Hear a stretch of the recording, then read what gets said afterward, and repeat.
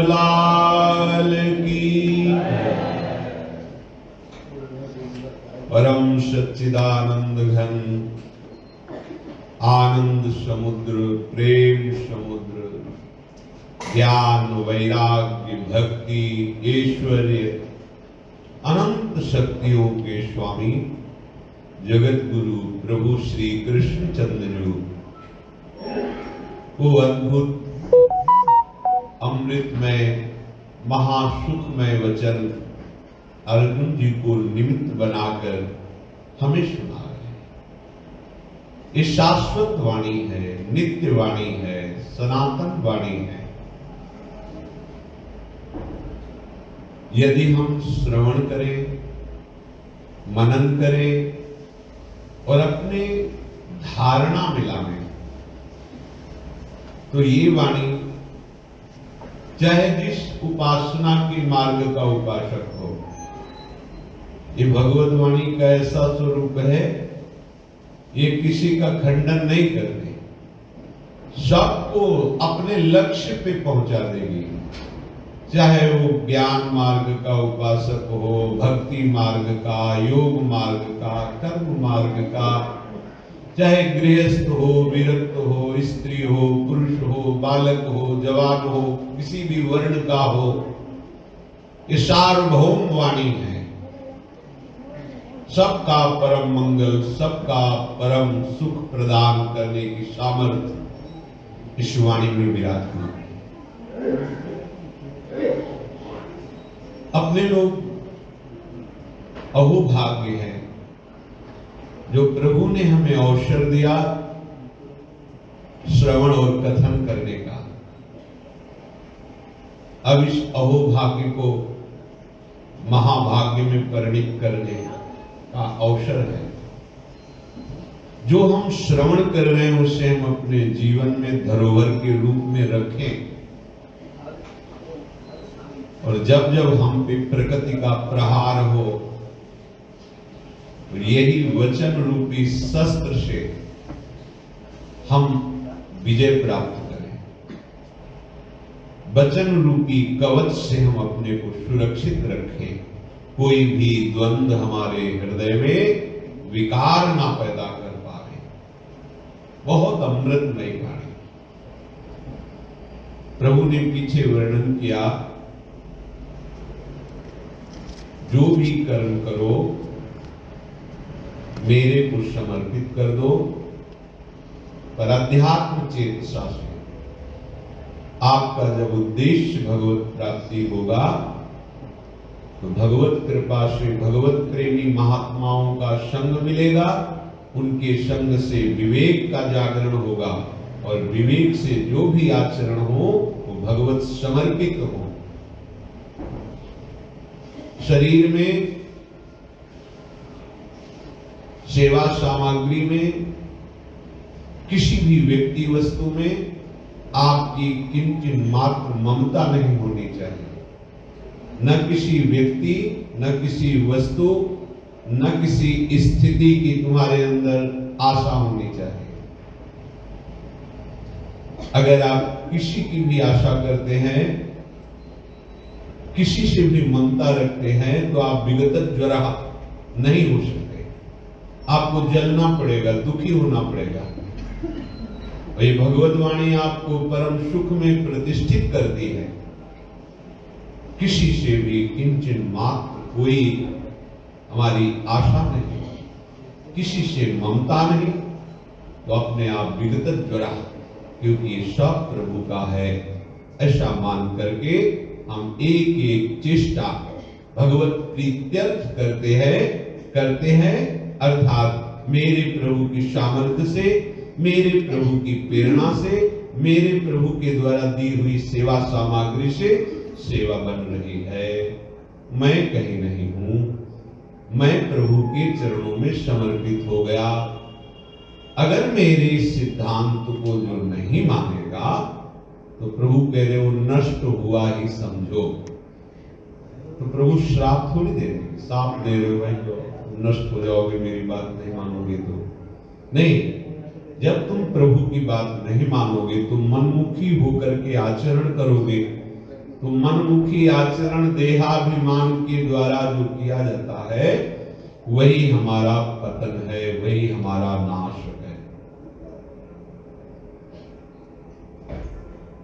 प्रभु कह रहे हैं कि यदि मेरी बात नहीं मानोगे तो ये प्रकृति बहुत बलवान है, ये जबरदस्ती तुमसे पराधीनता से ऐसे कर्म करवा लेगी, चाहे जितना तुम हठ करो तुम्हारा हठ काम नहीं करेगा, तुम्हारी कस्में काम नहीं करेगी कि आज से मैं गंगा कसम, जमुना कसम, गुरु की कसम, भगवान की कसम, ये सब हफ्ता 10 दिन महीना भर, फिर वो बलात् वही आचरण, बलात्, क्योंकि ये बहुत प्रकृति बलवान है।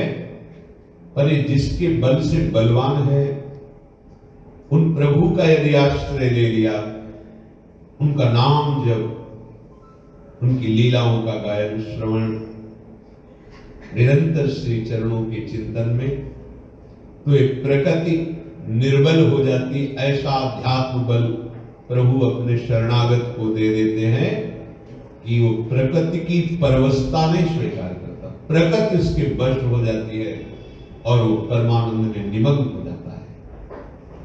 बलात् उससे प्रकृति जो चाहे करा ले ऐसा नहीं हो सकता, क्योंकि अध्यात्म बल उसको भगवान ने प्रदान कर दिया, विवेक बल प्रदान कर दिया। बहुत सावधान, तुम्हारा हठ काम नहीं करेगा। सूक्ष्मता से देखा जाए तो आपको लगेगा मैं परमार्थ में ही हूं, अमुक अमुक अमुक अमुक अनुष्ठान कर रहा हूं, पर उसमें आपका मन और अहम जीव का तो सुरक्षित है, क्रियाओं का आश्रय प्रबल है। प्रकृति की परवशता ये अंततोगत्व आपका नाश करा देगी। और यदि हरि गुरु के अधीन हो, वैसा लग सकता है कि स्वतंत्र होते तो रोज परिक्रमा लगाते, घूमते फिरते, खूब दर्शन करते, वैसे यहाँ बड़ा बंधन है। अगर इस बंधन को स्वीकार कर लिया तो प्रकृति के बंधन से मुक्त हो जाओगे। इस बंधन को स्वीकार करने वाले उपासक के पास समय ही नहीं है किसी से राग द्वेष करने का, किसी के गुण दोष का समय ही नहीं है, किसी से व्यवहार करने का समय ही नहीं, किसी को बुलाने का, किसी के यहां जाने का समय ही नहीं, बैठ करके किसी के विषय में सोचने का समय ही नहीं। और यही तो आदेश करते हैं प्रभु कि अनन्यस्य चिंतन, केवल मेरा। ये स्वतंत्रता, प्रकृति की परवशता और ये परतंत्रता हरि गुरु की, तो प्रकृति पर विजय प्राप्त करना, माया पर विजय प्राप्त करना। तुम्हारा हठ काम नहीं करेगा, कितने दिन काम करेगा। बड़े बड़े जितेंद्रियों को, ज्ञानियों को भी बलात् अपने में आकर्षित कर ले, ऐसी ये विश्व मोहिनी भगवान की माया है। कोई बच सकता है तो केवल हरि गुरु चरणाश्रय, ये रहस्य है। साधन से नहीं बच सकता, क्योंकि साधन में जो मनमानी साधन हम समझते हैं, उसमें सबसे बड़ा जो संसार का मूल बंधन अहम है, उसमें पुष्ट होता रहता है। वो हरि गुरु आश्रय, वो कृपा भाजन, वो कृपा पात्र प्रतिपल ऐसा अनुभव करता है कि मेरे में सामर्थ्य कहां कि मैं ऐसे रह पाता, ऐसे चल पाता। नहीं, ये तो केवल हरि कृपा है, गुरु कृपा है, हमारी लाडली रूपी यह हेतु की कृपा है। तुम्हारा हठ काम नहीं करेगा। अगर इस जीवन में परमानंद का अनुभव पाना चाहते हो तो अपनी बुद्धि की चांचल्यता को छोड़ो, मन के संकल्प विकल्प को छोड़ो और हरि गुरु के आश्रित होकर उनकी एक एक बात को गंभीरता पूर्वक पकड़ो, आप जीवन मुक्त हो जाओ। परम गुरु बोल रहे हैं, सदृशं चेष्टते स्वस्याः प्रकृतिर्ज्ञानवानपि प्रकृतिं यान्ति भूतानि निग्रह किं करिष्यति। संपूर्ण प्राणी प्रकृति को प्राप्त होते हैं। ज्ञानी महापुरुष भी अपनी प्रकृति के अनुसार चेष्टा करता है, फिर इसमें किसी का हट क्या करेगा। भगवान कह रहे मेरी बात मान लो, नहीं मानोगे तो नष्ट हुए ही समझो। क्यों? प्रकृति बहुत बलवान है। जितने भी प्राणी हैं, जितने भी शरीर हैं, प्रकृति इनसे जबरदस्ती कर्म करा रही है। देख लो, अगर अंतर्मुख हो तो देखो सूक्ष्म शरीर प्रतिपल क्रियावान है। आप नाम जब कर रहे हो भागो, वो अपना प्रपंच शुरू किए हुए हैं, वो अपना शुरू लेता है। इसलिए मोक्ष बोलो गुरु कृपा। ये अहंकार तुम्हारा, हठ तुम्हारा काम नहीं करेगा। जो मनमानी गुरु विमुख होकर के ऐसा लगता है कि मैं साधन बहुत अच्छा कर रहा हूं, वो ऐसा समझो। एक नेत्रहीन आदमी एक दुकान पे गया, बोला मुझे नौकरी में रख लो, क्या कर सकते हो? हम गांव के हैं, हमें रस्सी बटना बहुत अच्छा आता है। ठीक है, मूंज की रस्सी बटने का काम उसे दिया। इतने हाथ में अगर रस्सी इतने हाथ बट दी तो इतना पैसा आपको देंगे। वो मूंज की रस्सी बड़ी मजबूत होती है, बटता जाता, पीछे शकिलाता, पीछे एक भैंस का पड़ा आ गया और वो चबाना शुरू कर। भैंस का पड़ा चल, शाम तक बटा, आंखें थी नहीं। जब किया तो जितना हाथ में था उतने था, कुछ नहीं। ये भैंस का पड़ा कौन है? अहंकार। आंखें नहीं है, विवेक, क्योंकि ये संत कृपा से प्रकट होता है, गुरुदेव की कृपा से प्रकट होता है। तुम्हारा साधन अंधा बटे पड़ा चबाए। मोक्ष मूल गुरु कृपा। परम गुरु है प्रभु, लाडली परम गुरु है। जितने भी कर्म किए जाते हैं उनमें सामने दो बातें होती हैं, या तो स्वभाव के परवश होकर कर्म करता है और या सिद्धांत के। स्वभाव दो प्रकार का होता है। जो स्वभाव के परवश कर्म करते हैं दो प्रकार का होता है, एक राग द्वेष सहित और एक राग द्वेष रहित स्वभाव। राग द्वेष रहित स्वभाव से कैसे कर्म बनते हैं? जैसे आप जा रहे हो, बोर्ड में लिखा हुआ है, मार्ग में आपने पढ़ लिया, बस पढ़ लिया, न उसे कोई राग है न कोई द्वेष है। सामने क्रिया आई, हो गई, न उसका क्या फल है, क्या कोई राग नहीं, कोई द्वेष नहीं, क्रिया हो गई। वो उसे बांधेगी नहीं, वो उसका फल प्रकट नहीं कर पाएगी, बंधन का न शुभ न अशुभ, चाहे वो जो भी क्रिया हो गई।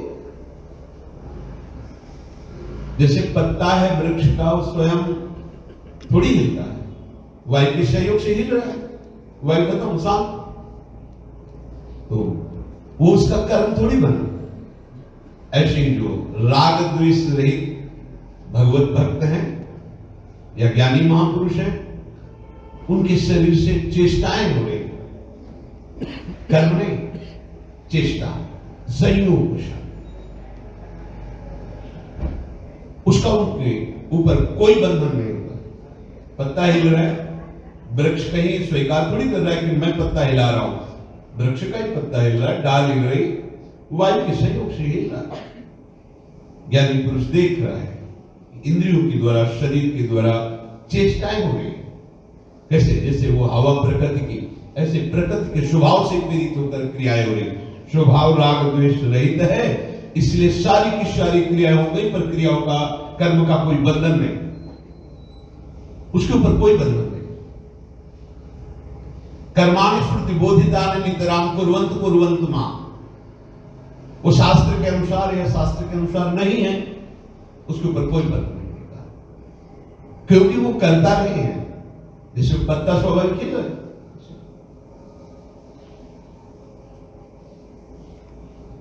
अब जो वो जैसे बोल्ट पढ़ा, कोई राग द्वेष, ऐसे सैकड़ों लोग मार्ग में आ जा रहे हैं, आप बीच में चल रहे, किसी से राग द्वेष नहीं, आप चल रहे, किसी से कोई परिचय नहीं, कोई आपसे राधे श्याम राधे श्याम, कोई आपके बगल में देखो पाखंडी लोग जा रहे हैं, कोई।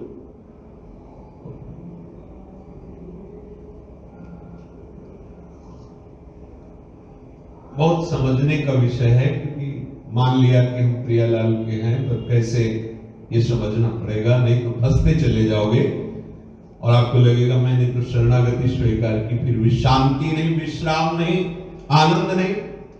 इसीलिए प्रभु बोल रहे हैं, जैसे हम कोई दृश्य देख लेते हैं, अचानक कोई बात देख लेते, घटना देख लेते हैं, ना उस कोई सिद्धांत था जो पढ़ लिया, ना उसमें कोई राग था, ना द्वेष था, नेत्र गए, पढ़े लिखे पढ़ लिया। अब कोई अपना जो बहुत प्रिय है और मुझे सदैव सुख देता है, अनुकूलता देता है, अब उसका पत्र आए तो आप राग पूर्वक पढ़ेंगे, और कहीं उसकी सूचना है जो प्रतिकूल पर प्रतिकूल आचरण करता है, तो आप द्वेष पूर्वक उस सूचना पढ़ेंगे। श्रीमद् भागवत है, गीता है, शास्त्र है, संतवाणी है, ये सिद्धांत से पढ़ना होगा। वो मित्र का पत्र राग से, प्रतिकूलता वाले का द्वेष से, और शास्त्रों का स्वाध्याय सिद्धांत से, न राग न द्वेष न सिद्धांत, कुछ नहीं, ऐसे वो जो बोर्ड पढ़ा, न राग न द्वेष न सिद्धांत, ऐसे नेत्र पढ़े पढ़े, उसका कोई न उसमें चिपकाव है, न उससे द्वेष है, न कोई सिद्धांत है। इसी प्रकार बहुत समझने का विषय है, देखना, सुनना, सूंघना, स्पर्श करना, जितनी क्रियाएं हैं ये इन्हीं से प्रेरित होती हैं, या तो राग से या द्वेष से। जो बंधन युक्त प्राणी है, लेकिन जो उपासक है वो सावधान रहता है। आती है वृत्तियां, क्योंकि उपासक अभी सिद्ध नहीं हो गया, वो किसी भी चेष्टा को राग से नहीं करेगा। रागमयी वृत्ति आई पर विवेक से उसका खंडन करेगा, ना राग से ना द्वेष से। उपासक का पूरा जीवन सिद्धांत से होता है, ध्यान रखना। सिद्ध पुरुष का जीवन राग द्वेष रहित परिपक्व सिद्धांत से स्वाभाविक होता, वो करता नहीं है, सिद्धांत से भी नहीं करता, वो स्वाभाविक चेष्टाएं होती है, पर वो कहीं भी राग द्वेष से युक्त नहीं होंगी। पर आपका चश्मा राग द्वेष से लगा है तो आपको राग द्वेष ही उनमें दिखाई देगा, वस्तुता नहीं।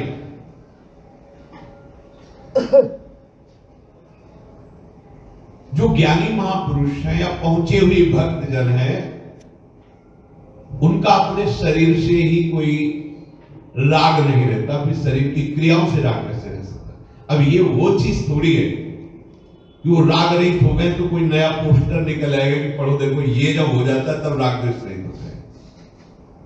आपको वैसे ही दिखाई देगा। जैसे एक मास्टर बहुत ग्रेजुएट है, पर वो जब एक नए बच्चे को पढ़ाता है उसकी भूमिका पे आके पढ़ाता है। अब ऐसे ऐसे का बोलो का, जैसे उस बच्चे की समझ में आ जाए और बिल्कुल उसी की धरा पे आके बात करता है, और बच्चा क्या समझेगा कि मास्टर किस धरा का है? वो उसी धरा से बोल रहा है, वो उस धरा का नहीं है, वो तो बहुत पहले पढ़ाई पढ़ करके इतना ग्रेजुएट हो चुका है। ऐसे डंडी खींचो, ऐसे करो, ये ऐसे बनाओ, अभी का ऐसे बड़े बड़े ज्ञानी महापुरुष भी जहां जैसा संयोग होता है वैसी उनकी चेष्टा होती है, कर्म नहीं होता उनका। अब जैसे कभी अंग्रेजी पढ़ी नहीं और सिद्ध हुआ, बोले बड़े सिद्ध हो तो अंग्रेजी बोल के दिखाओ, रसियन भाषा पढ़ो तभी तुम्हारी सिद्धि में। ऐसा नहीं हो सकता कि वो रसियन भाषा पढ़ दे। बंगाली में बोलो, उर्दू में बोलो तो हम जाने तुम सिद्ध हो। सिद्ध का मतलब सर्व ज्ञान, भगवत स्वरूप, तो भगवान सब भाषाएं प्रकट किए, बोलो, नहीं होगा। बताओ हमारी मुट्ठी में क्या है तो हम सिद्ध माने। सिद्धू वो जिस स्थान पर पैदा हुआ है वहां का जैसा वातावरण रहा है, सिद्धावस्था में वैसा ही व्यवहार उसको शरीर से होगा।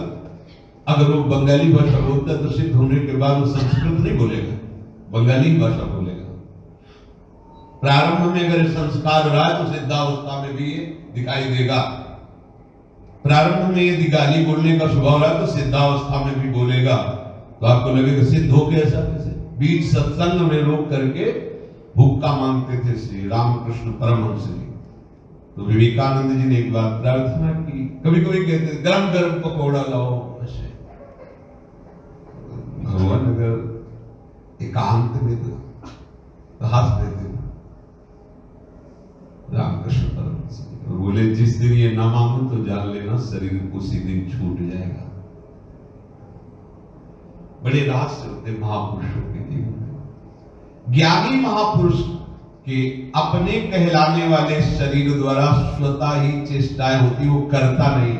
जो पत्ता हिल रहा है, डाल हिल रही, फूल गिर रहा है, फल निकल रहा है, पक रहा है, गिर रहा है, कहीं वृक्ष नहीं है। ये प्रकृति के द्वारा स्वाभाविक, पुराने पत्ते झड़ रहे, नए पत्ते लग रहे, पुष्प आ गए, फल आ गए, ये किसके?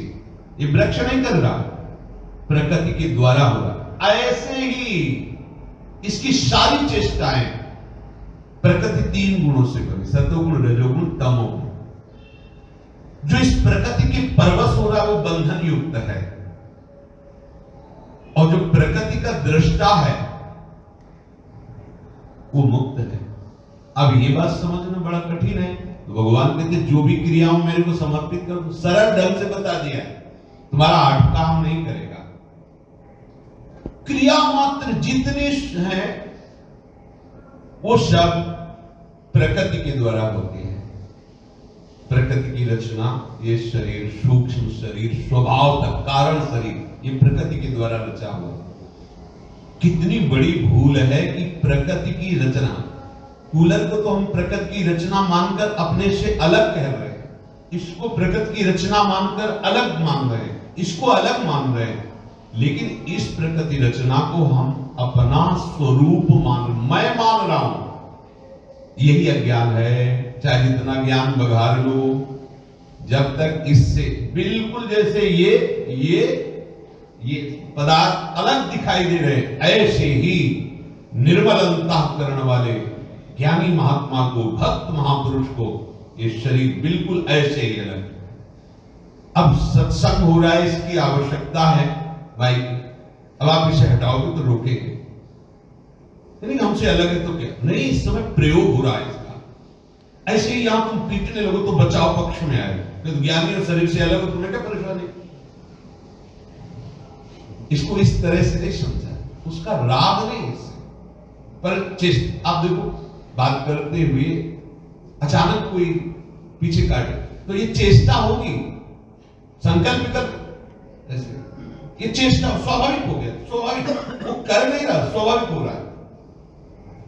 इसको मैं मानना बहुत बड़ा अज्ञान है, और इसी में जी रहे हैं, इसी में जी रहे। ये सबसे बड़ा बंधन है। मैं मांगा। जैसे लोभी पुरुष हर समय सावधान रहता है कि कहीं एक पैसे का भी घाटा ना हो जाए, ऐसे साधक हर समय सावधान रहता है कहीं हम सिद्धांत के विरुद्ध आचरण न कर बैठे। सावधान साधक बहुत जल्दी पवित्र अंतःकरण वाला, पवित्र हृदय वाला हो जाता है। और जहां पवित्र हृदय होगा तो उसे शरीर राग छोड़ना नहीं पड़ता, वो अलग दिखाई देता है। जैसे जल निर्मल हो, चंचलता रहित हो तो नीचे क्या समझ में आ जाएगा ना, लेकिन गंदा हो, हिल रहा हो, चंचल हो तो नीचे क्या है हम उसकी तह को नहीं देख पाएंगे। ऐसे ही ये स्थूल शरीर, सूक्ष्म शरीर, कारण शरीर जिसमें अहंकार भर गया है, मैं पुरुष हूं, मेरा मन, मेरा स्वभाव ऐसा नहीं है, मैं ऐसा, मैं, ये मलिन है, बहुत हिलडुल रहा है, इसलिए आप भगवत स्वरूप का अनुभव नहीं कर पा रहे। शांत मन, निर्मल मन, वही झलकने लगेगा परमात्मा स्वरूप। ये निर्मलता प्राप्त करने के लिए ही मल का त्याग करने की बात कही जाती है। ये मल है, ये शरीर की चेष्टाएं, जितने भी भोगों में सुख बुद्धि करके कर्म, ये सब मल है। जो बड़ा गर्व करते कि हमने भगवान को समर्पित, कोई खास बात समर्पित नहीं हुई है, तो ध्यान से देख लो ये क्या है, ये मल है। क्या बनाता है वो भी देख लो। इसमें जो जितना अहंकार हो उतना ही मलिन हृदय वाला है। जितना इससे राग कम होता गया उतना ही वो शुद्ध निर्मल हृदय वाला हो जाता है। आपके पास साधन है निर्मल होने का और मलिन होने का। शरीर राग जितना, उतना ही अंतःकरण मलिन, उतना ही पाप कर्म होंगे। शरीर राग जितना रहित उतने बड़ा महात्मा और शुद्ध हृदय। आत्मा में कोई परिवर्तन नहीं होता, मलिनता और निर्मलता में कोई परिवर्तन नहीं। आत्म स्वरूप बिल्कुल निर्विकार, एकदम अलग है। पर हमारी दृष्टि वहां तक, जो हमारा स्वरूप है वहां तक लौटने के लिए इस मल को छोड़ने की आवश्यकता है। स्वभाव में जिसके पदार्थों के प्रति राग है, ये अच्छी चीज है, ये अच्छी, बड़ी कीमती चीज है। अच्छा बोलो, स्वर्ण में यदि तुम्हारा राग ना हो तो माटी और स्वर्ण में क्या फर्क पड़ता है? क्या फर्क पड़ता है? एक पत्थर का ढेला हो, एक सोने का तपिया हो, और उसका महत्व तो केवल आपके अंदर जानकारी में भर गया कि तोलों में बिकता है, इतना महंगा है, और आपका भोगों में राग है इसलिए रुपया मिलेगा, भोग सामग्री मिलेगी, इसी बात का महत्व है। पहनेंगे तो चार लोग देखेंगे कि ये तो कई तोला का स्वर्ण है, तो लाखों का तो केवल जेवर पहने हुए, उसका महत्व क्या है? तुमने मान रखा है, प्रकृति में बनाए हुए महत्व को तुमने मान रखा है।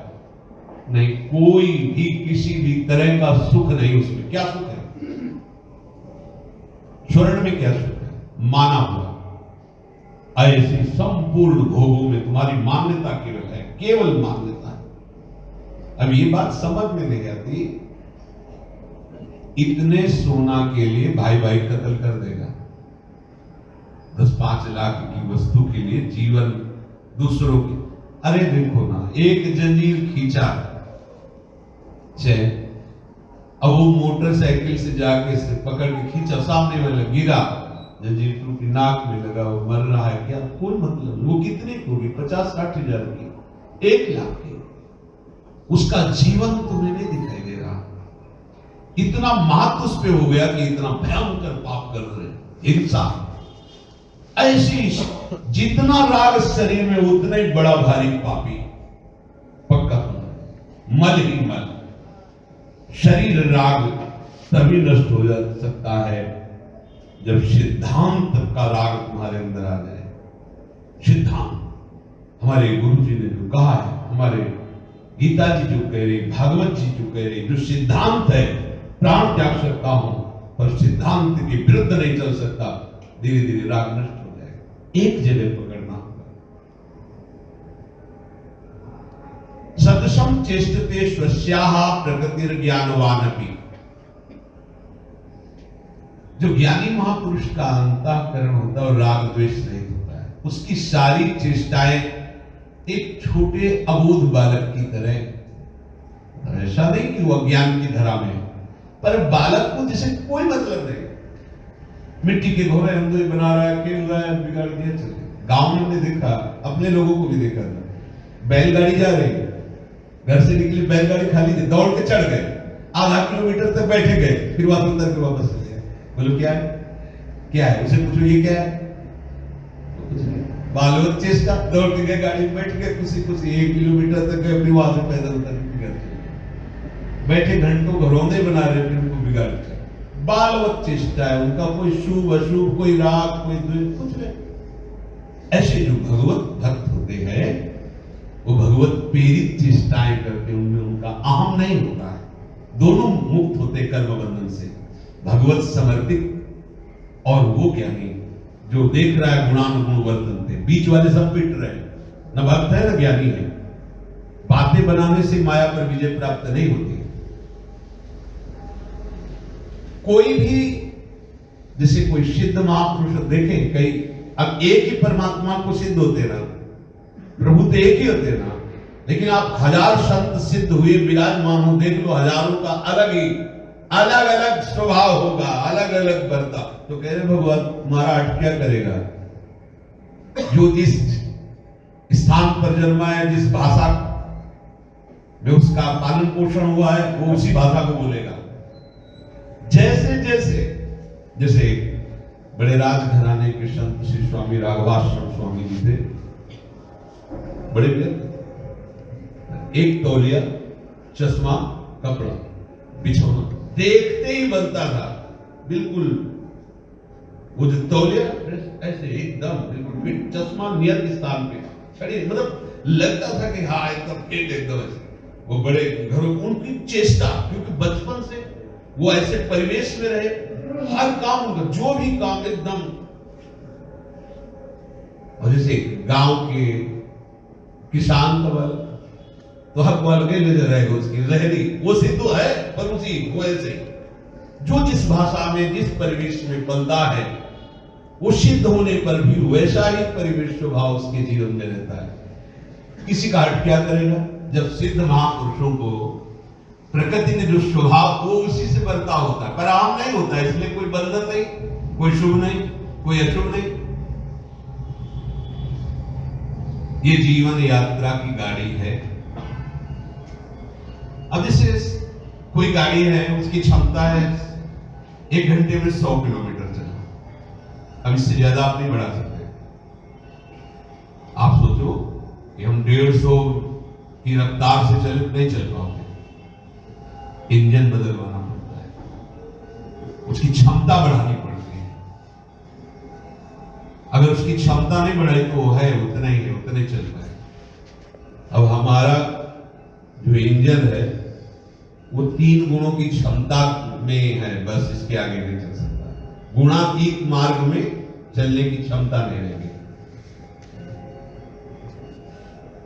अब या तो आप स्वयं इतने ग्रेजुएट हो कि ठीक कर लो, पावर बढ़ा लो, और या फिर कारखाने पहुंचा दो। साधु महात्मा इस इंजन को ठीक करने के मैकेनिक हैं, और उनका सत्संग कारखाना है।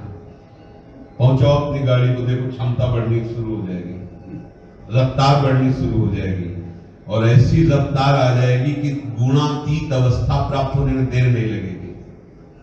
नाम, रूप, लीला, धाम, भक्तों के चरित्र, भगवत सेवा, ये गुणातीत है, ये गुणातीत। आप राधा बोल रहे हो ना इस समय, गुणातीत हो। आप सत्संग में बैठे हो, गुणातीत हो। आप धाम के चिंतन में गुणातीत हो, लाडली लाल के लीला गायन में हो गुणातीत, उस वर्तमान में गुणातीत हो। जिसे आप गा रहे हो चतुरासी की तन्मय हो, आप गुणातीत हो, आप कालातीत हो, मायातीत हो, उतने समय तक गुणों के द्वारा प्रेरित होकर जो क्रियाएं हो रही हैं, आप उस समय उनमें नहीं, आप सिद्धांत के अनुसार चल रहे हो, और सिद्धांत गुणातीत है, समझना। अब गाड़ी की क्षमता बढ़ गई, अब वो गुणों की खाइयों में रुकने वाली नहीं है, फिसलने वाली नहीं है। ऐसी ब्रेक है कि जहां लगा दो वही खड़ी हो जाएगी। विवेक रूपी वृत्त। देखा गुणों की सलील में हमारी फिसलन हो, तत्काल रुका विवेक। जिसकी बुद्धि में गुरुजनों के प्रति महत्व बुद्धि नहीं, शास्त्र के वचनों पे महत्व बुद्धि नहीं, वो निश्चित जड़ता में महत्व बुद्धि रखने वाला होता है। जड़ता, भोग, विषय सामग्री, राग द्वेष, इस पर महत्व रखने वाला होता है। ऐसा मनुष्य चारों वेदों को कंठस्थ कर ले, 18 पुराणों को कंठस्थ कर ले, फिर भी उसका पतन अवश्यंभावी है। जिनकी बुद्धि गुरुजनों के वचनों पर महत्व नहीं रखती, शास्त्र आज्ञा पर महत्व नहीं, ध्यान देना, शास्त्र आज्ञा का पालन करना और शास्त्र पर कंठस्थ करना अलग क्षेत्र है। वो कितना भी बड़ा विद्वान क्यों न हो, चाहे वेद उसको कंठस्थ हो, पुराण कंठस्थ हो, उसका पतन अवश्यंभावी है। यह असत्य नहीं है, प्रत्यक्ष में देखा गया। एक मिले थे जिनको रामायण कंठस्थ थी, भागवत कंठस्थ थी, व्याकरण पढ़े थे, बहुत संस्कृत के, पर जब वो खुद अपने आचरण एकांत में बताए तो आश्चर्य। अच्छा ऐसा बोले, दिन में उपदेश करते थे, रात में मोबाइल देखते, क्या क्या अक्षर। तब लगा कि अगर भजन नहीं है, भगवत भक्तों का संग नहीं, वो महापुरुषों के वचनों का पालन नहीं, तो ये ज्ञान जो शास्त्र याद कर लिए हो, ये तुम्हें सम्मान दिलाएंगे, तुम्हारा नाश कराएंगे। परंतु जिसकी बुद्धि में गुरु वाक्यों का महत्व है, मेरे गुरुदेव ने ऐसा बोला, शास्त्र वाक्यों का महत्व है, उसकी बुद्धि में जड़ता के प्रति राग नहीं होता। शरीर के भोग, शरीर संबंधी, इनका राग नहीं होता। वो विद्वान ना भी हो, पढ़ा लिखा ना भी हो, तो उसको भगवत प्राप्ति अवश्यंभावी है। समझो सिद्धांत सूत्रों को समझो। जिसका उद्देश्य भोगों को भोगना और भोग संग्रह करना है, वो कभी भी नाटक कर सकता है भजन का, लेकिन कभी भी भजन नहीं कर सकता। वो प्रभु को प्राप्त नहीं कर सकता। उसके समस्त भाव, विचार, कर्म उसको भागवतिक उन्नति में बाधा पहुंचाकर गिराते रहेंगे। अतः उपासक को चाहिए कि अपना उद्देश्य भगवत प्राप्ति है, तो हमारे प्रत्येक आचरण सिद्धांत से होने चाहिए। देखो, प्रकृति का प्रवाह आपको बहाए लिए जा रहा है, इसे कोई रोक नहीं सकता, इसका मोड़ दिया जा सकता है। कर्म का प्रवाह आपको बहाए लिया जा रहा है, जन्म जन्मांतर से बहते चले जा रहे हैं। अब इसको मोड़ने का समय, इसे रोक नहीं सकते आप, कर्म प्रवाह को रोक नहीं सकते। तुम्हारा हट क्या करेगा, चाहे तुम ज्ञानी हो चाहे अज्ञानी हो, स्वभाव पर्वत क्रियाएं हो रही, उसका मोड़। जैसे नदी बहुत वेग से जा रही, आप उसे रोक नहीं सकते, लेकिन आप नहर तो निकाल सकते हो, आप उसको मोड़ तो सकते हो, रोक नहीं सकते हो, मोड़ तो सकते हो। दो नहर इधर से निकाले, उसका प्रवाह कम हो, उसको मोड़ सकते हो। ऐसे ही उपासक को अब ये कर्म प्रवाह से मोड़ लेना है। भगवान का मत और श्रेष्ठ सिद्ध महापुरुषों का आचरण, ये दोनों मिलने चाहिए। ध्यान देना, भगवान का मत और महापुरुष के आचरण। महापुरुष की बात यहां नहीं कह रहे, आचरण। बात भगवान की, आचरण महापुरुष के। अब दोनों में किसी को पकड़ लो, एक ही बात है, बहुत सूक्ष्म बात कर रहे हैं। साधक को प्रकृति के परवश कर्म प्रवाह से बचने का उपाय भगवान का मत, या जो मत वर्णन किया वो आचरण जिसमें दिखाई दे। अगर आचरण नहीं है तो मत भगवान का, भगवान का मत, और वही महापुरुष जो भगवान के मत से चलकर सिद्ध हुआ है, वो आचरण।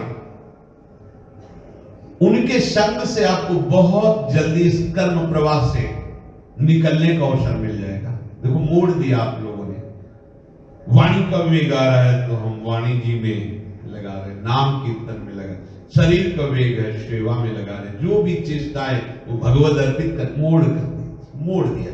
जो प्रकृति का ऐसा आकर्षण की कर्म प्रवाह लिए चला जा रहा है, कहीं विश्राम नहीं, कहीं अंत नहीं दिखाई दे रहा, उसको मोड़ कर दिया प्रभु की तरह, अब दिखाई दिया, लक्ष्य हो गए प्रभु, अब विश्राम मिल जाएगा।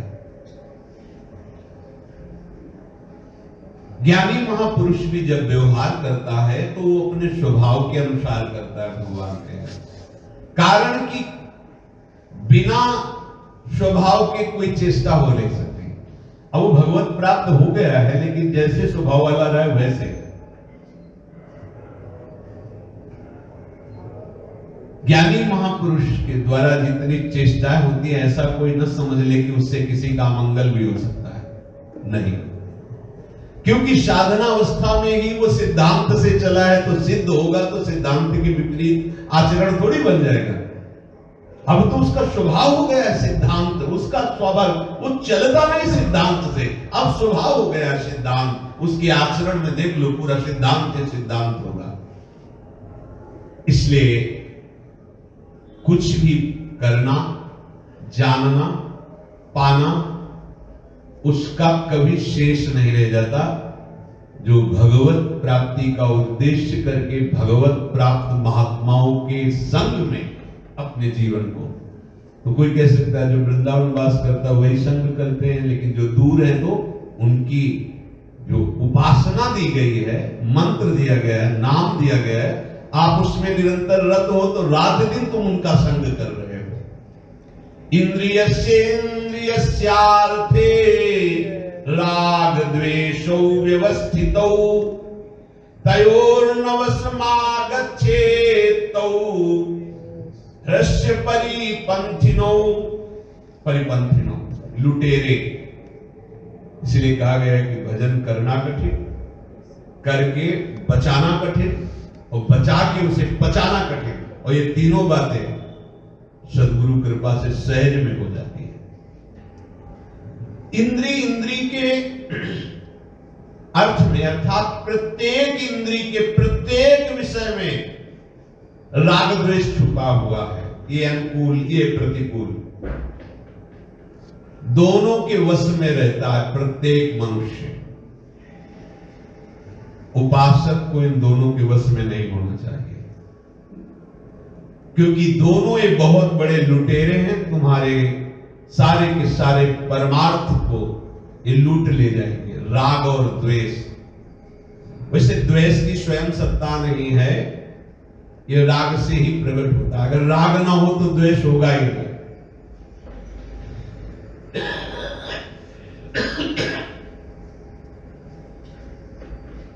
श्रोत्र, त्वचा, नेत्र, रसना और घ्राण, शब्द, स्पर्श, रूप, रस, गंध, इन्हीं में पूरा जीवन नष्ट हो जाता है मनुष्य का। ध्यान दीजिए, इनमें कुछ अनुकूल, कुछ प्रतिकूल, किसी से राग, किसी से द्वेष। इन वस्तुओं को देने वालों में, इन वस्तुओं को लेने वालों में किसी से राग, किसी से द्वेष, किसी वस्तु से राग, किसी से द्वेष, अनुकूल से राग, प्रतिकूल से द्वेष, पूरा जीवन राग द्वेष में जा रहा है। साधक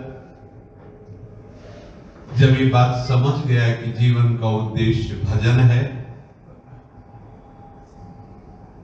और भजन में जब बैठता है तो भजन की केवल क्रिया होती, अंदर भजन नहीं होता। बहुत ध्यान से सुनोगे तो प्रश्न खत्म हो जाएगा, प्रायः ये लोग प्रश्न करते हैं। भगवान आदेश करते हैं कि तयोर्नवसमागच्छेत्, प्रत्येक इंद्रिय में राग द्वेष छुपा हुआ है, उसके विषय में, उसके व्यवहार में उपासक कभी उसके वशीभूत ना हो। जब वो उद्देश्य बना लिया भगवत प्राप्ति और भजन शुरू करता है, तो उसके हृदय में संसार की जितनी भी बुरी से बुरी बातें हुई हैं, देखा है, सुना है, सोचा है, अभी तक वो सब सुरक्षित है, एक भी डिलीट नहीं हुई, एक भी नष्ट नहीं हुई थी। अब जहां वो भजन शुरू किया तो वो सारी स्फुरणाएं प्रकट होने लग गई, गंदी से गंदी। बहुत काम की बात है, अगर इसे पकड़ पाओगे तो निश्चिंत हो जाओगे। साधक घबरा जाता है। यहां प्रभु आश्वासन दे रहे, तयोर नवस्मागच्छेत्, तुम अपने साधन में निराशा मत लाना। ऐसा होगा, ऐसा होता है, सबके होता है। ये गंदी गंदी बातें, ये विषय की स्फुरणाएं, ये तुम्हारे हृदय में बहुत जोर से प्रकट होंगी। आपको लगेगा इतना तो गंदा पहले नहीं था जितना अब गंदा। तिलक लगाए, कंठी लगाए, भगवत भेष धारण की, इतनी गंदी बात मन में आ गई। भजन छोड़ के इस विषय में लग रहा है। देखो, ये स्फुरणाएं आई नहीं है, ये स्फुरणाएं उत्पन्न नहीं हुई है। ये नष्ट होने के लिए जो तुम्हारे अंदर कब्जा किए थे अब ऊपर आई है, क्योंकि नाम, भजन, आश्रय, ये निर्मलता करने के लिए हृदय की ये शुरू कर दिया। अब वो अपनी डॉक्टरी शुरू हो गई। देखो, महापुरुषों ने देखा कि स्फुरणाएं, ये गंदे विचार आए नहीं है। भजन चल रहा तो गंदे विचार कैसे आ गए? ये अंदर थे, अब ये पिट रहे हैं तो निकल रहे हैं बाहर, जा रहे हैं। प्रत्येक विचार नष्ट हो रहे गंदे। धैर्य रखो। जब कोई संसार का कार्य करता है तो सिस्टम है ये अंदर का, महापुरुषों ने पकड़ा है। वो अंदर पकड़ता, जो दृश्य देखा, जो शब्द सुना, जो क्रियाएं की, जो भोग भोगे। आप देखना, भोग भोगने के समय दूसरी बात नहीं आएगी, क्योंकि वहां उस समय निकल नहीं रहा गलत संस्कार संग्रह किया जा रहा है। जैसे सीसीटीवी है, अब वो तो ऐसे केवल लगी तुम्हें दिखाई दे रही, 24 घंटे का क्या, महीनों का उसमें सब जमा है। जब तक डिलीट नहीं करोगे, या जो सिस्टम वो जमा है ना, पक्का ये सब सीसीटीवी की तरह हैं। उसे तुम्हें ये नहीं करना पड़ेगा कि फोटो लेना है, वो सब आ रहा है। ऐसे ही स्वाभाविक सिस्टम है। देख रहे हो, सुन रहे हो, भोग रहे हो, वो सब जमा हो रहा है तुम्हारे पास, सब। और ये छोटी सी चिप है मन, इसमें हजारों जन्म नहीं, करोड़ों जन्मों का पूरा प्रोग्राम है, पूरा प्रोग्राम, और सब गलत है। अब पूरा डिलीट होना है। अब एक ही संबंध से करोड़ों बार वो क्रियाएं हुई है, एक ही प्रोग्राम की, मान लो काम, तो करोड़ों बार काम चेष्टाएं हुई है, और काम चेष्टाएं वैसी ही हुई है। अब वो जब एक बार डिलीट हुआ कि चलो मान गए, लेकिन दूसरे दिन फिर भजन में बैठे, फिर वही। घबराओ नहीं, वो जो कल हुआ था वो तो डिलीट हो गया है। अब वही प्रोग्राम करोड़ों बार हुआ है तो वो डिलीट होगा करोड़ों बार। राधा राधा राधा राधा राधा। आपको लग रहा है ये तो कल भी देखा था, परसों भी देखा था, नरसों भी देखा, सालों से देख रहे हैं, वही पूर्ण हो रहा है। बहुत पुराना माल जमा है। एक आदमी ने 1 करोड़ मैसेज किया हो तो क्या आप जब डिलीट करेंगे एक बार तो वो आएगा ना, और या तो फिर पूरा तुमको पता हो कि पूरा चैप्टर ही डिलीट कर दो, तो ज्ञानी महापुरुष होते हैं। क्या चैप्टर डिलीट होता है? संबंध ही खत्म, कोई मतलब नहीं। अब परमाणु पर ये पहुंचा वही जाता है, इसी से पहुंचा। एक ऐसा भी होता है ना कि सब पूरे एक बार में डिलीट, ये इसमें है, पर वो बात बहुत मुश्किल से एक साथ दोनों काम होते हैं। तत्काल डिलीट और नया प्रोग्राम भर दिया जाता है। खाली रहेगा तो फिर भर देगा वो मन, ऐसा चलता है। एक ब्लूटूथ सिस्टम होता है, तुम अपना मोबाइल खोलो, अपना खोले और जो चाहो भेज दो। ऐसे ही सदगुरु कृपाल हो जाए, अपने हृदय का चैप्टर खोल दे और तुम्हारे हृदय के चैप्टर को डिलीट करके तुम अपना हृदय खोल दो उनके सामने, वो अपने हृदय की वस्तु दे दिखाता। पर इसके लिए समय लगता है। आरत अधिकारी जब पावे बूढ़ो तत्व साधु दुरा। ये ऐसा नहीं, ऐसे नहीं, वो स्वयं जब इस कोटि का हो जाता है, मन वचन कर्म से पूर्ण अधीनता, तो वही वस्तु प्रकाशित हो गई जो गुरुदेव के हृदय में चल रही। संसार का जब कोई कार्य करता है तो ऐसी गंदी स्फुरणाएं नहीं होती। देख लो, हम गिना रहे हैं आपको, जब आप भोजन पा रहे हो तब कोई और चैप्टर चले तो बताना, जब आप भोग में हो किसी विषय के तब आप बताना, जब आप फिल्म देख रहे हो तब आप बताना, यार मित्रों से हंस कूद रहे हो फिर बताना हमें नहीं, क्योंकि उस समय निकल नहीं रहा, सब संग्रह हो रहा है। पर जहां भजन में बैठो तहां यह प्रपंच शुरू, क्योंकि अब संग्रह नहीं होगा, उनका नाश होगा, उन वृत्तियों का। अब उपासक घबरा जाता है, ये गंदी गंदी बातें कहां से आ रही। जब भजन में बैठता है तो वो स्फुरणाएं बाहर निकलने के लिए व्याकुल हो जाती, क्योंकि ताप पैदा करता है भजन। अब साधक को अच्छी से अच्छी या बुरी से बुरी स्फुरणाओं में बिल्कुल घबराना नहीं चाहिए। उस समय सावधानी पूर्वक तटस्थ रहना चाहिए, न राग न द्वेष। और ये बात जब स्वीकार कर लोगे, ये निकल रही तो आपको आनंद आएगा, गई ये भी गई ये भी गई। और जब आपको लगता है ये आई तब परेशान, भला भजन करते हुए गंदी बात कैसे आ सकती है। तो फिर क्या हुआ, अंदर सामग्री जो थी वो निकल रही है। गेट में यदि बैठे हो तो आने वाला भी दिखेगा, जाने वाला। अभी आने वाले लोग नहीं है, ये जाने वाले लोग हैं। हमारे घर को जो गंदा कर रहे थे, इनको नाम भगवान निकाल रहे हैं। किसी भी अंदर की बात करें, पदार्थ व्यक्ति विषय आदि में बिल्कुल राग न करना, न द्वेष करना। तुम्हारे सामने 10 वर्ष पहले जो आपके साथ बुरा किया है वो आएगा सामने, तो आपको जलन, राधा राधा, अभी तक मरा नहीं, 10 वर्ष हो गए, इतना कष्ट दिया इसका सारा, पैर नहीं टूटा किसका। ऐसे संकल्प विकल्प देख लो, वैष्णव अपराध क्या, फिर भी हंस के घूम रहा है, कुछ तो होना है। समझ लो, देखो देखो, ये इस समय जो तुम संग्रह कर रहे हो बहुत भारी पड़ेगा, क्योंकि नाम जब चल रहा है और तुम संग्रह कर रहे हो बहुत कठिन पड़ेगा मिटाना।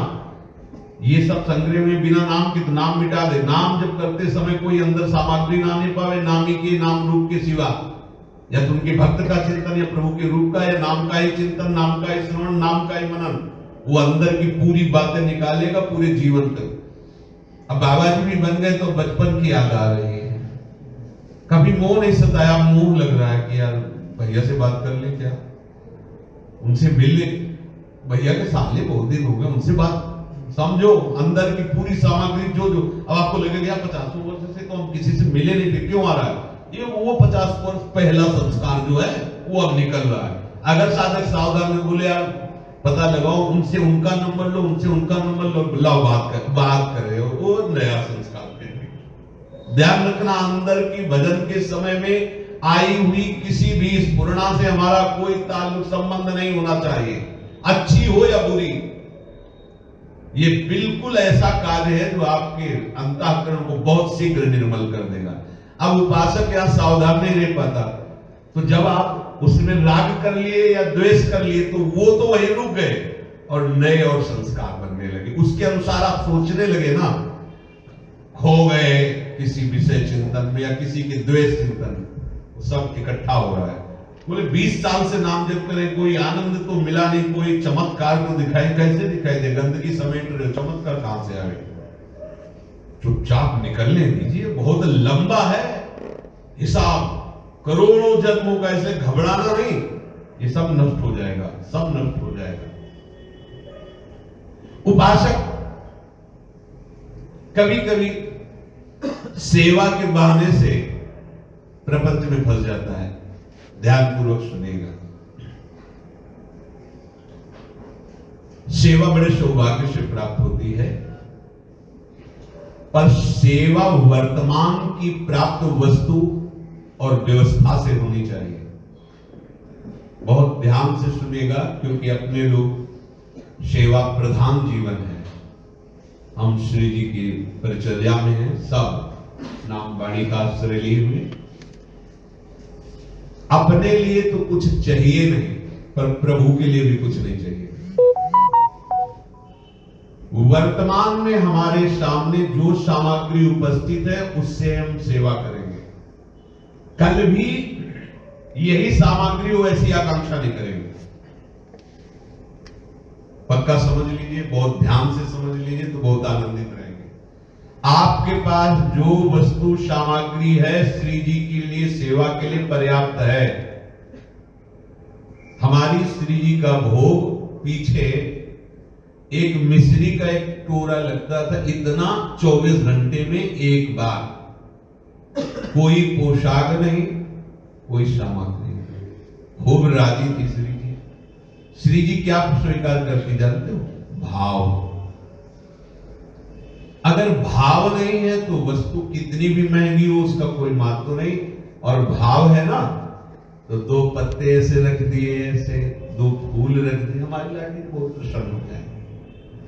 अगर वो वर्तमान में भेजा है 56 भोग विविध व्यवस्था, तो हम उसे आपकी सेवा में, लेकिन कल 56 भोग लगे ऐसी हम व्यवस्था के लिए सोचे नहीं। बिल्कुल ध्यान पूर्वक सुनना, क्योंकि जब आप पदार्थों पर प्रधान बुद्धि रख लेंगे तो धन की आवश्यकता होगी। धन की चाह होने पर धनियों की चाटुकारिता होने लगेगी। अगर ये व्यक्ति महीने में 50,000 देता है और रूठ गया, किसी दूसरे के पास जाने लगा, तो हमारी तो सेवा ही उठ जाएगी।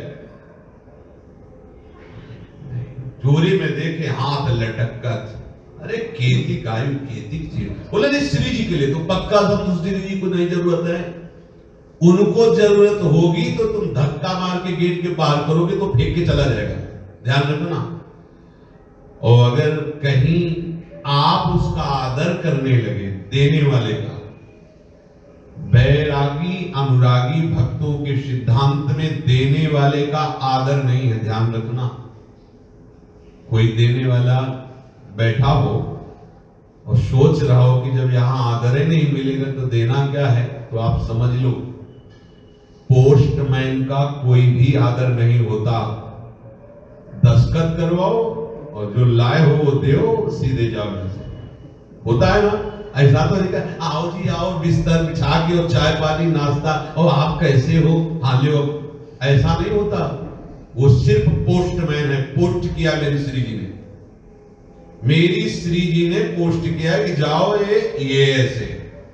अब अगर आप उससे कहोगे अभी हमारे पास टाइम नहीं, तो हाथ जोड़ के कहेगा हमें दूसरों के पास भेजाना है, आप ले। पोस्टमैन क्या करेगा, हमारा समय क्यों बर्बाद करवाओगे दोबारा? वो कहेगा ले लो ले लो, बस वो पोस्टमैन है। श्री जी ने पास कर दिया है कि ये वस्तु राधा के कुंज में जानी है, तो तुम ना कहोगे तो धर के भाग जाएगा वो। और अगर आपने प्रयास किया कि अगर ये भगत पट जाए, उस हरि गुरु का जो बनाया हुआ हमारा दिनचर्या बढ़िया चलेगा, तो ये तो चलेगा ही नहीं, पक्का समझो, तुम्हारी उपाय से नहीं चलेगा, और तुम अपने परमार्थ से भ्रष्ट हो जाओगे और दुखी हो जाओगे। देखिए अपने को बिल्कुल ऐसे अपने को बताओ, जो श्री जी के जन हैं, जो भक्ति मार्ग में, वो सब अपने ही, समझना है। हमारे पास वर्तमान में जो व्यवस्था भेज दी है, सेवा की विस्तार का कोई अंत नहीं है, सेवा सामग्री की चाह का कोई अंत नहीं है, और चाह की पूर्ति करने वाले धन का कोई अंत नहीं है, ध्यान रखना, कभी अंत नहीं। इसी जीवन में देखा है, इतना हो जाए तो बढ़िया चलेगा, उतना हो गया तो इतना बढ़ गया, अब इतना होगा तब चलेगा, उतना हो गया तो और बढ़ गया। ये है क्या, सुरसा की तरह मुंह फैलता चला जाएगा। बहुत सावधान। हमारे पास अमुक वस्तु वर्तमान में, यहां वर्तमान का आनंद है। आज गोपाल रास, आज राजत, अभी वर्तमान का आनंद ले रहे हैं। आज बनराजत जुगल, आज अभी लीलाचल, अभी का मैं आनंद लेना है। हमारे पास आज श्री जी की सेवा सौंध ये आई है, उसको सेवा में लगा रहे हैं। कल ये आए और ऐसे ही सेवा हो जाए, ऐसी चाह मत करना। ये उनकी जिम्मेवारी, भरण पोषण करना, करे या ना करे, इसके लिए हमें प्रार्थना नहीं करनी कि ये चल रहा है चलता रहे, नहीं, बिल्कुल ठप हो जाए। हमारा जीवन आपकी इच्छा के लिए, हमारी इच्छा के लिए नहीं। जोई जोई प्यारो करे, ये लिख लो सब अपने दिमाग में। चतुरासी जी की पहली पंक्ति तुम्हें हर जगह बचा लेगी। जोई जोई प्यारो करे सोई मोहि भावे। आज 4 रोटी दाल की व्यवस्था है तो भोग लगा दी, और कल नहीं है तो हाथ जोड़ के बैठ गए तो भोग का पद गा दिया, बस आचमन करा दिया, क्योंकि आपने दिया नहीं तो आप भाव पाते हैं, हमारे पास भाव दे दिया। अब आपने पेड़ा दे तो पेड़ा का भोग, सेव संतरा दिया उसका भोग, नहीं है हमारे पास वो तो है ही जो आपने दिया है। भाव भावोत्सवेन भजताम भाव। जो इस भाव में सेवा करता है कि मैं बहुत बड़ा सेवक हूं और ये सब देखे कि मैं कैसे चलाता हूं, तो क्या बात है। जिस दिन से आपने जिम्मेवारी ली साहब परफेक्ट। थोड़ी भी मान की चाह, बहुत सूक्ष्म है, बड़ाई की चाह, वास्तव में सेवा नहीं हुई, उस क्रिया का भोग कर रहे हो। तो अभी और जब अपमान होगा तो उसका भोग भी होगा, तुम्हें दुखी होना पड़ेगा, रोगे। जब व्यवस्था भंग होगी तब रोगे, डिप्रेशन में चले जाओगे। बस ये समझना है घर भूख तमाशा है। बाबा गिरी या भक्त या ज्ञानी या उपासक जो भी कहो, बस होश में इसको समझना। इस खेल को नहीं समझे तो फंस जाओगे। है जय श्री राधे, नहीं है तो 2 बार जय जय श्री राधे, जय जय श्री राधे। हम आपसे नहीं कहेंगे कि भेद क्यों। अब भूखे रहेंगे तो तन का, ये इनका भार है, हमारा भार थोड़ी है। भार सब सौंप दिया, अब हमारा कोई इस पर नहीं, हमें कब पानी मिले कब भोजन मिले आपकी चिंता का विषय, मेरी चिंता का विषय आप हो, मेरे चिंतन का विषय आप समझ लो। उपासना जो सेवा को अपने अहम पुष्टता के लिए करते हो, भगवत सेवा नहीं होती। कि ऐसा ऐसा ऐसा लोग कहें कि क्या, बस बदल गया, चैप्टर बदल गया। वही हो रहा है पर चैप्टर बदल गया।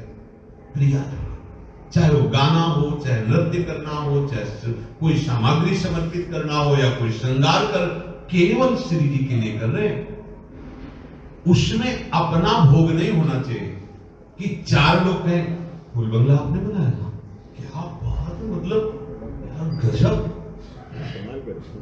अब उसका भोग हो रहा है, वो सेवा नहीं बन रही। ध्यान रखना, ये बहुत सूक्ष्म। सीधे भगवत प्राप्ति है सेवा से, सीधे स्वामी को अधीन करने की बात है सेवा। ये सेवा कोई साधारण बात नहीं, सीधे स्वामी। हाँ, ये बात भगवान ने आज तक किसी से नहीं कही जो सेवक से कही।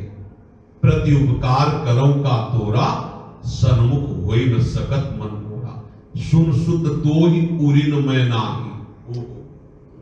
ये सेवा धर्म सबसे, पर सेवक सुख चाह मान भिखारी, मतलब गलत है। सेवक हो के सुख चाहेगा, अपनी मान बढ़ाई का अपने नहीं समझना है। मैं कुछ कर सकता हूं, मैंने ये किया और मैं ऐसा करूंगा, इस सेवक में नहीं होता। आपने बहुत बढ़िया फूल बंगला बनाया, आज श्री जी ने जैसा बनवा लिया। कल आप ऐसा बना सकते हैं। देखो श्री जी कैसा बनवाते हैं। आपने कल बहुत बढ़िया गाया था, आओ श्री जी ने बनवा दिया। आप ये गाल गा सकते हैं श्री जी जैसा नहीं। आप प्रयास में, हमारे प्रयास में तो कुछ नहीं, अब वो श्री जी जैसा करो। ध्यान रखना, कल बहुत बड़े, हाँ कल आप बना दें, अरे उससे अच्छा बना देंगे। नहीं, भाषा बदल गई, चिंतन बदल गया आपका। अब आप मान की तरफ बढ़ रहे, मानिनी की तरफ नहीं, लाडली की तरफ नहीं बढ़ रहे, आप मान की तरफ बढ़ रहे। बहुत ध्यान से सुनना, भले समय हो रहा है। आपको जब कोई कुछ दे तो उसके संसार में अलग उपदेश किया जाता है, ध्यान रखना। अगर आपको कोई पानी भी पिला दे तो आप उसके कृतज्ञ रहो। यहां क्रिया पर नहीं, यहां कारण पर दृष्टि है। अगर आपको कोई वस्तु दे रहा है तो स्वामिनी की तरफ दृष्टि जानी चाहिए, उन्होंने भेजा है। उस व्यक्ति से आपका कोई परिचय नहीं होना चाहिए। कोई आपका पदाधिकारी आपके पास आता है, क्या आपकी बड़ी व्यवस्थाएं हैं, कभी कोई झगड़ा लड़ाई हो जाए, हमारा अमुक पदाधिकारी से संबंध 1 मिनट में, 1 फोन में, लियो नंबर, नहीं चाहिए। नहीं, कभी कोई ना ऐसा कुछ है नहीं, कभी कुछ हो जाए तो श्री जी है ना, वो नंबर नहीं होना चाहिए हमारे पास जिससे श्री जी का नंबर छूट जाए। बहुत सावधानी रखना, जीवन में हर चीज आएगी। बड़े अधिकारी भैया बने हैं वो, नहीं, बड़े अधिकारी से हटाने के लिए माया ने भेजा है। हमारे सबसे बड़े अधिकारी गोरे चरणारविंद हैं, जिनके आगे अखिल ब्रह्मांडों का अधिकार जो देते हैं, वो स्वामी जिन चरणों में झुकते, वो गोरे चरणारविंद हमारे अधिकारी, इसके अलावा दूसरा कोई नहीं हो सकता। जिनकी चरण कृपा ते पाई कुंज की रस सानी, जाहि निरंतर सेवत मोहन, जाहि निरंतर सेवत मोहन। मोहना, जिसके मोह नहीं है वो बना हुआ डोलता है। बलात् नौ नागर कुल मौल सांवरो, बरबस कियो चितय मुख मोरी, बरबस कियो मोहन, बरबस कियो। तान बंधान मान में नागर देखत श्याम, कहत हो होरी, जैसे हित हरिवंश माधुरी अंगन, बरबस लियो मोहन चित चोरी। ये हैं हमारे अधिकारी, इनके सिवा कोई नहीं। अगर ये बात रही कि अमुक साहब आते हैं, उनसे हमारी श्री जी की सेवा चलती है, इसलिए हमको उनका दुलार तो करना ही पड़ेगा, तो श्री जी की सेवा नहीं हो रही, अपने मान की सेवा हो रही। अगर ये सेवा नहीं होगी तो लोग क्या कहेंगे, ले लो अभी तक तो बहुत, अब आए लाइन में, तो आप अपने मान का सेवन कर रहे हैं, लाडली का नहीं। हितधाम में फटी वाली झोली सामने रखते थे, वो तो मुरारी ले गए, सामने रखते। हमारी औकात ये है, पूरा जीवन ऐसे गया और ये सामने हमारी औकात खड़ी। आज महारानी चाहे जैसे रखे, लेकिन हमारी भूमिका 20 वर्ष के वो तैयार भूमिका। आज रोग से ग्रसित, इसलिए चलो जैसा जैसा चाहो वैसा करो, अब महलों में रखो चाहे झोपड़ी में बांध दो, लेकिन इस व्यवस्था के अधीन नहीं है जीवन, आपके अधीन जीवन है। हमारी औकात वही है, उधर में जो आप भेल दो की पालेंगे, आपके सारे फुटपाथ में भी पड़े हुए हम आपका ही चिंतन करेंगे, अन्य का नहीं हो सकता। जीवन में साधक को, उपासक को जो प्राप्त वस्तु है उसके अनुसार सेवा करनी। हाँ, कोई भेज रहा है, वो मेरा प्रीतम भेज रहा है, कोई और नहीं भेज रहा, और का अस्तित्व रखना, सेवा भावना में भी प्रपंच का बुलावा करना है। मेरे हरि गुरु के द्वारा वर्तमान में जो व्यवस्था है उसकी सेवा है। कल क्या होगा इसके विषय में नहीं सोचना, इसके विषय में तैयारी नहीं करना। वो ऐसा कर देते हैं कि 4 रोटी कल के लिए व्यवस्थित है, ठीक है, नहीं है तो हम मांगेंगे किसी से नहीं कि कल की व्यवस्था कर दीजिए। सेवा धर्म को समझिए। आप जब ऐसी बात कहते हैं तो सेवा वस्तुओं से होती है, वस्तु धन से आती है, और धन के बिना कैसे सेवा हो सकती है? अगर धन की चाल होगी तो सेवा कैसे हो सकती है? प्रश्न तो उत्तर है, जिसकी प्रधानता है कि स्थूल वस्तुओं से आराध्य जो प्रसन्न होते हैं वो उपासक ही नहीं है। ध्यान देना,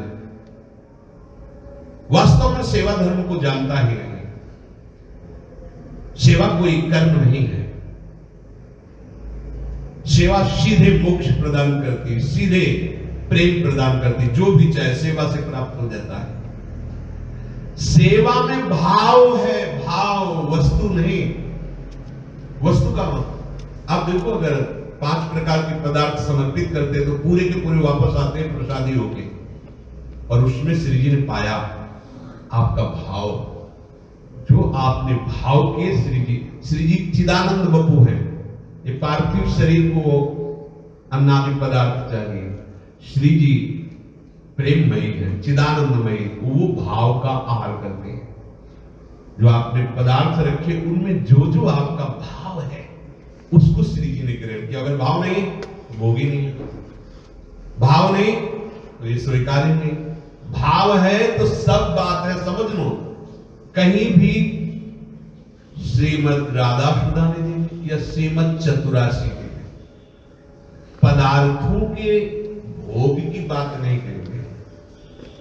भावोत्सवेन भजताम, भोग प्रभु योग भरी थार धरी कृष्ण पर मुदित भुजदंड वर चवन ढारो।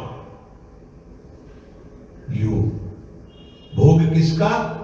मेरी लाडली, मेरी प्राण प्यारी। और भाव में भर करके पत्रम पुष्पम जो वर्तमान में है, वो आप तो पाओ हलवा और लाडली जी के सामने धरो चिरौरी टूटी टूटी। अगर हलवा है तो हलवा लगाओ, अगर वास्तविक आपके पास वो एक दाने केवल है, उतने में राजी है, बेईमानी नहीं चलेगी। आपकी अलग रसोई और श्री जी की, जैसे दुकानों में जाओ ना तो पूछते हैं कि पूजा के लिए चाहिए क्या? बोले हाँ, तो छठी हुई सुपारी छठी हुई नारियल में एक बूंद पाली ले, सूखा है तो खत्म, वो पूजा वाले हैं। मतलब इतने घटिया पदार्थ सर्वलोक महेश्वर के लिए रखे। अच्छा, आपको लेना है सुपारी, आपको लेना है पूजा वाली? पूछे पूजा वाली तो जितनी छठी रखी है ना वो पूजा वाली है। यार क्या तरीका है, अच्छे से अच्छे पदार्थ प्रभु को पवाले की भावना कर लिए ना। तो इस कपड़ा भी, पूजा का कपड़ा वो अलग होता है, पूजा का कपड़ा न पहनने में न ओढ़ने में। ऐसे लोगों की भावनाएं हैं। हमारे पास वर्तमान में जो है तो सोने का हार, सोने का छत्र जो है, नहीं है तो एक पत्ता लगा दो, ऐसे राजी हमारे प्रभु। कल ऐसी व्यवस्था होनी चाहिए, ये हमारे अंदर नहीं होना चाहिए। अगर ये भाव रहेगा तो कह रहे ये परिपंथी लोग तुम्हारे परमार्थ मार्ग को लूट लेंगे। आज तक हम जहां भी दुखी हुए उसमें हमारी गलती हुई है। विचार, बहुत विचार पूर्वक देखा है, जहां भी हम दुखी हुए उसमें मेरी गलती हुई। जैसे किसी शिष्य को देखा कि वो आज्ञा उल्लंघन करते हुए मनमानी आचरण कर रहा है, दुख हुआ कि निज मंत्र दिया है इसको, देखो कैसे मनमानी आचरण कर रहा है। अब क्या करें, इसको इतना दुलार किया, इतना समझाया, फिर भी नहीं समझ रहा है। अब ये गलती हमसे हो रही। हमारे सामने जब कोई शिष्य भाव से आवे तो उसके भाव का पोषण करने के लिए हम गुरु भाव का, नहीं तो हमारा इष्ट है दूसरा नहीं, हमसे गलती हो गई। जब ये गलती सुधरती तो हृदय शीतल हो जाता है, नहीं जितने क्षण ये गलती रहती उतने संजलते रहते। ये हमारा है, इसी का नाम मृत्यु है। पीछे सत्संग में सुना, नमम, या तो आराध्य भावना हो शब्द में, कोई और संबंध नहीं, और या नमम, ये मेरा नहीं। जहां भी दुखी हुए वहां अपने विचार से दुखी हुए, और जहां भी उस दुख का नाश हुआ है तो भगवत प्रदत्त विचार विवेक सिद्धांत से नाश हुआ है। हमें सदैव सिद्धांत में चलना है। सेवा के बहाने कहीं प्रपंच को न स्वीकार कर लिया जाए, कभी किसी के आगे ऐसे नहीं करना, ध्यान रखना। और जो सेवा दे उससे कभी हमें प्रियता नहीं दिखानी, ये भी ध्यान रखना। नहीं, अगर हम सबसे ऐसा करते हैं तो उससे भी ऐसा कर लेंगे। ऐसा नहीं कि उसने सेवा दी है तो हम उसको विशेष नहीं, ये सिद्धांत ध्यान रखना, नहीं फंस जाओगे। कोई शरीर आज है कि नहीं, इसका क्या भरोसा। सिद्धांत जीवन भर रहता है, क्योंकि ये व्यवहार में उतरने पर अगर सिद्धांत साथ न रहा तो फंसा लेता है। कोई कुछ भी, कितना भी तुम्हें प्यार करे, कभी उसे अपना मत मानना। अगर कोई प्यार कर रहा है तो मेरी लाडली भी प्यार कर रही है, इसलिए बाहर से दिखाई दे रहा है, नहीं तो कौन मुझ जैसे अधम को प्यार करता।